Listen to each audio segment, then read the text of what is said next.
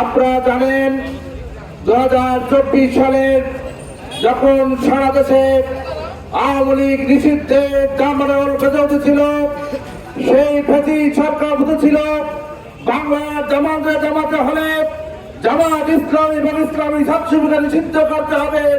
সেই জন্য তারা তরকারি করে একটি প্রজ্ঞাপন জারি করেছিল। ইসলামী ছাত্র শিবির এবং বাংলাদেশ জামাত ইসলামী নিষিদ্ধ ঘোষণা করেছিল।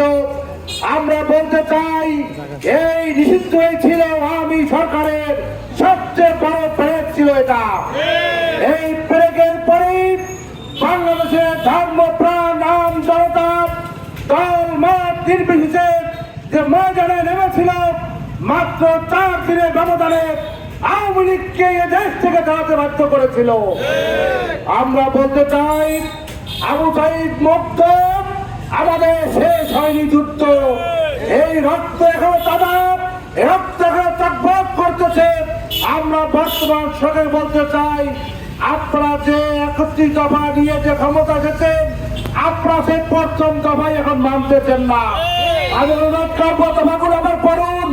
জনগণের সাথে যে আপনারা বলেছিলেন, এখন সেই দফাগুলো আপনারা মানতেছেন না। 1ম দফায় ছিল সংবিধান সংস্কার করবেন, আজকে বাহানা দেখাচ্ছেন।